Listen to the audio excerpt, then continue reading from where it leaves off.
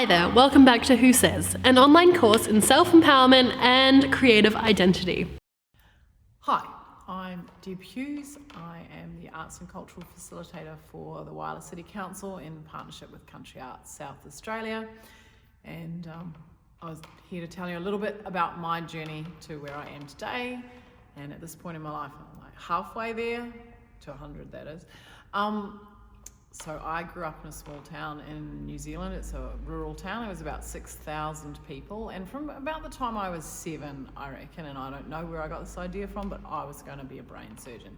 So I was pretty good at school. I always got really good grades. And I was interested in science. And I used to read articles about surgeons and science articles and weird books in the holidays and just be a general geek. And so I went through it the whole way through school, and then I left school and went to university. Now I didn't become a brain surgeon, and that was largely because I wasn't a very diligent student. I was a smart kid, so I never really learned to study. So it meant that when I got to that next level of having to step up to get those really top grades, I just didn't have the capacity to do that. And so I didn't. And then I had a bit of a crisis about what I was going to do with my life, because I had just had this idea for such a long time about who I was and what I was going to be. So I dropped out of university after a couple of years. I went and did some rubbish jobs. I don't even remember what I did, just stuff. But I went back when I was 23 and I finished my degree. I did a science degree, and just because I wanted to finish what I started, and I felt that that was really important for me to go. So I finished that.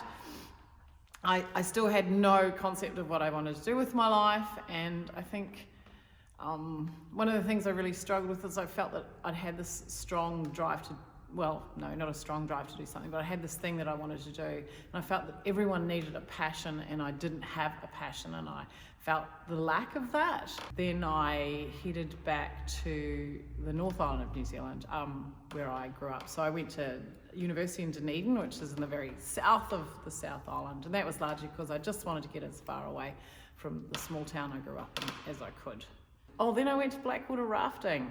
So I went north I thought I was going to go live in Auckland, I was going to get a job, I was going to be a city kid, and I ended up working for this tourism operation in Waitomo, which is about 15 minutes from where I grew up. And it's an even smaller town.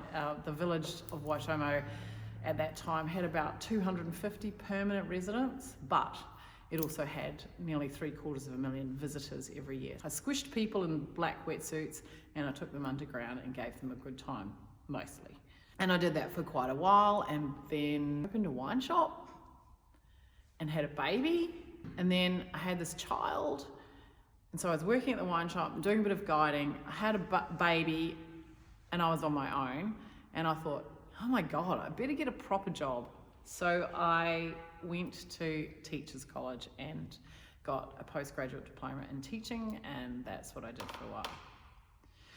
Taught science and maths at a big school in New Zealand. And then my then partner and I decided that he's from Australia, and we decided that we were going to be together long term and that he wanted a child as well. So I got pregnant, my big fat belly came to Australia. So I did some relief teaching, and then I ended up being company manager at Defaces. And so that was how I ended up where I am now, is that I suddenly got this arts job. I really hadn't ever worked in the arts before, but I'd always been interested in the arts. I have always done theatre. From the age of 7, I've been a theatre person. My parents were into amateur theatre, and so I did that when I was growing up, and as I got older I did lots of amateur theatre and a few professional gigs, not many but some, and I've always been creative. I make my own clothes, and I do a bit of art work. So it had been an interest, but not a professional kind of thing. So, however, I think working in the arts as an administrator is more about planning and working out what you're trying to achieve and how you're going to get there, which is some of the really great skills I got as a teacher.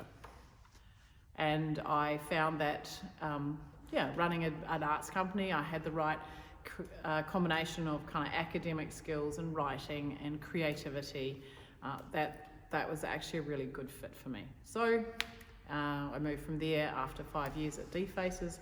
I moved to this role for Council of Country Arts, and I think I'm pretty good at what I do. So as you can see, it was a quite torturous journey to get to this point, and I don't think that my journey is by any means over. I grew up in an era where my parents had one job their whole lives, pretty much for the same place, but that's not the kind of environment we live in anymore. And I'm sure I'll have a whole bunch more iterations of my working life before I get anywhere. So the reality is, I guess, my message is that I have a couple of things I want to say. One is, I always thought I should have a passion. And then when I entered the outdoor industry, I actually came across people who were single-mindedly passionate about one particular thing. And do you know what? That was the only thing they were interested in, and they were kind of boring, and that was all they would do, and that's all they would talk about, and they wouldn't, So I don't think it's necessarily an amazing thing to have a passion. If you do, you do. And if you don't, you don't. And don't got over that need to have that. I can be passionate about a lot of things. And I think the other thing that's really important is that to be open to opportunity. And that's how I've ended up where I am today. And I've had some amazing experiences that I have just been open to the possibility that things might be interested. And I've said yes to things, even though I've been some of those things I've said yes to have been pretty scary in many ways, and things I haven't necessarily felt equipped to handle, but you do. And it's really important to just give it a bash. And because you never, at 20 or 18 or 15, you don't know yourself very well. And it's just a process. It's a process that you slowly get to know yourself better and better, but you never really know what you're capable of unless you give it a bash.